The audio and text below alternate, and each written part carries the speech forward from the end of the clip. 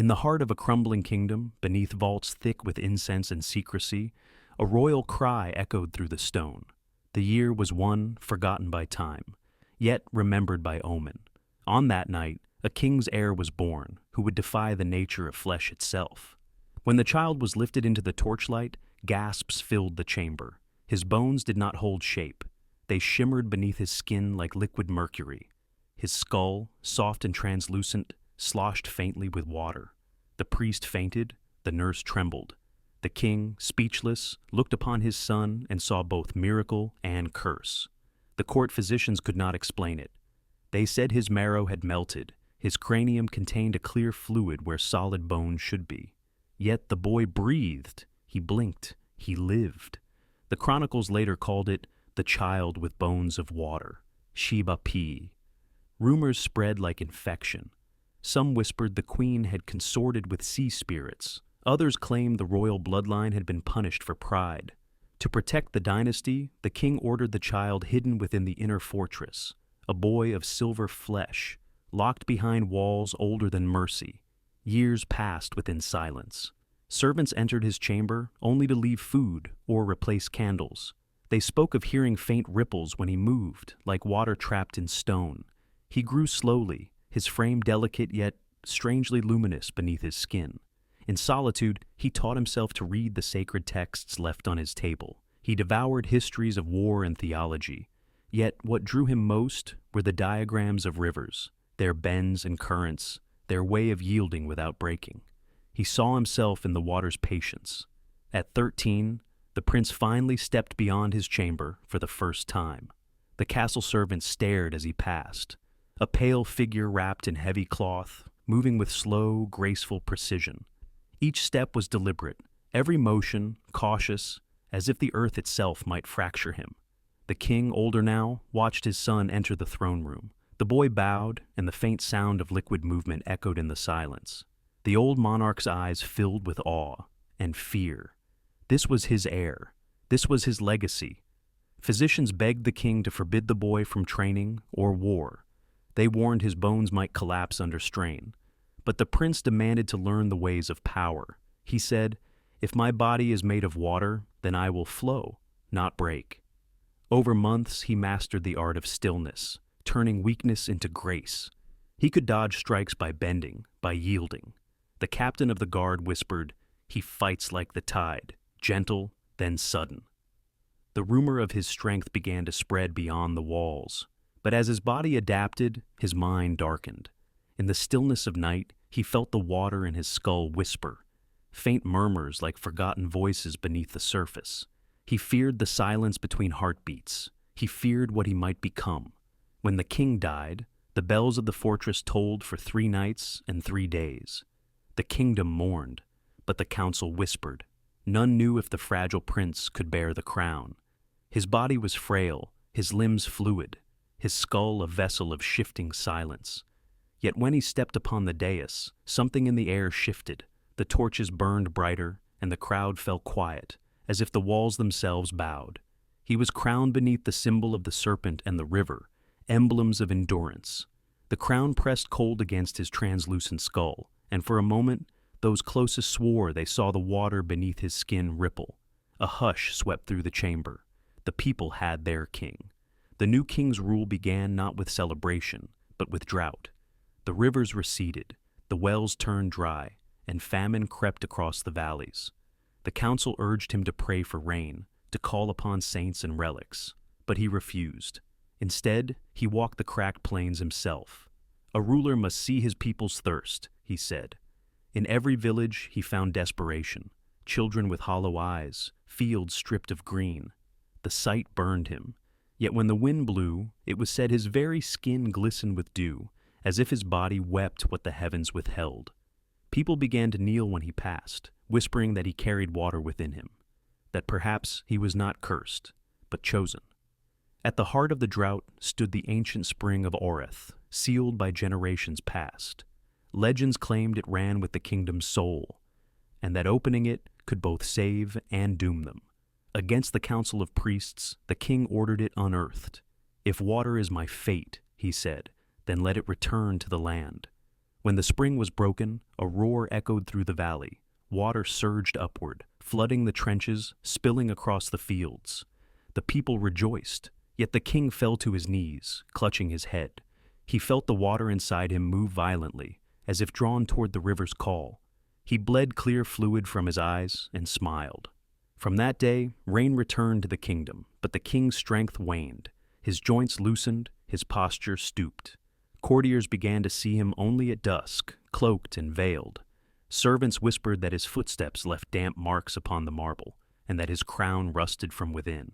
Yet his mind sharpened as his body declined.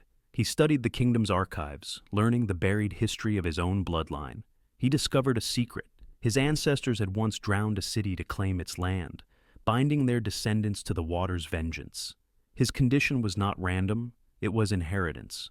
Haunted by guilt, he began rebuilding the flooded lowlands. He ordered wells purified, dams dismantled, taxes abolished. He ruled not as conqueror, but as servant.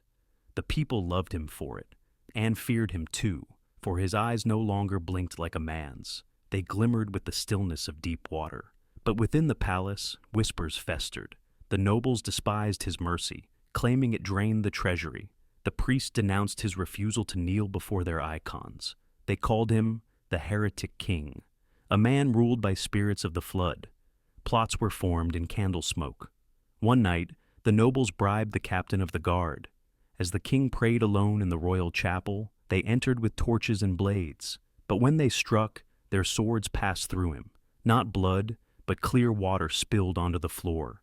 He fell, and silence filled the hall. By dawn, his body was gone. Only his crown and robe remained, drenched and glistening beside the altar. The conspirators swore the water seeped into the stones, and where it touched, moss began to grow, green, alive, unstoppable. The kingdom awoke to confusion. Some said he ascended into the springs he had freed. Others said the earth reclaimed him. The priests declared it divine judgment. The people called it deliverance. Either way, the drought never returned. Centuries passed. The castle of the liquid-boned king turned to ruin, its stones blackened by lichen, its banners eaten by wind. Yet, in the valleys below, the rivers still ran clear, never drying, never flooding. The people said the land itself remembered him. Travelers who camped near the old walls told strange tales, of soft dripping sounds beneath the ground, and of torchlight that flickered blue, as though reflected in hidden water. Some claimed they heard footsteps where no man walked, faint and fluid, like the shuffle of wet cloth. In time, scholars returned. They sought proof, not myth. Beneath the chapel, they unearthed relics, a silver circlet fused with rusted iron, a robe sealed in mineral crust, and bones unlike any ever seen, hollow, translucent, still moist to the touch. The discovery was sealed, hidden from the public. One scholar, old and near blind, wrote that the king's body had not decayed, but changed. The marrow had turned to crystal. Within the skull's cavity, a single drop of pure water remained, unspoiled by centuries. He called it the tear of sovereignty. The church denied the finding. They burned the scholar's manuscripts and buried the remains in an unmarked crypt. Yet, even those who condemned him would dream of the king, standing in the flooded chapel, eyes calm, bones shifting beneath translucent skin. Generations later, painters and poets revived his tale. They depicted him not as cursed, but as eternal, a sovereign of endurance whose fragility birthed balance. In their works, his form changed again, no longer human, but emblem, a vessel of still water crowned by flame. Even now, the valley bears his mark. The springs that emerge each spring are said to mirror the human pulse. They rise when the moon is full and fall when grief weighs heavy upon the people. Old farmers still touch the soil before planting and whisper, "Flow through us, gentle king." In the archives of the Northern Abbey, a single parchment remains unsigned, its ink faded to the hue of ash. It reads, "Water remembers every wound, bone forgets none." Between them, the kingdom stands, scholars argue over its author. Yet the script matches no known hand.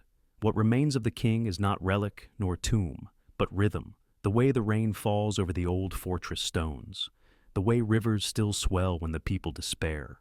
It is said that when drought returns, one need only whisper his name to awaken the buried veins of the earth. Those who listen closely claim that on some nights, if the wind passes through the ruins, it carries a sound, a slow, rhythmic pulse, neither wholly human nor wholly water. It is the kingdom breathing, still ruled by the one who learned to bend, not break. The legend survives not because it is true, but because truth is carved in those who endure. His story is a mirror for every age that mistakes frailty for failure, that forgets softness can reshape stone. The king's curse was his crown, his gift, to show that strength was never hardness, but flow. Time will drown all empires, yet some reigns refuse to vanish. They dissolve into the soil, rise with the mist, and wait for memory to call them back. And if one stands today in the valley of Oren, where the fortress once rose, and listens, truly listens, they may hear it, a faint drip beneath the earth, steady, eternal, the last heartbeat of the king who never broke. History remembers his title only as a whisper, the king born with liquid bones and a skull full of water. But in that whisper lies the lesson of every throne ever claimed: power corrodes, endurance transforms. Perhaps he was never a man at all, only the memory of what humankind must become to survive, fluid in adversity, gentle in force, silent in victory. History does not forget those who reshape its flow.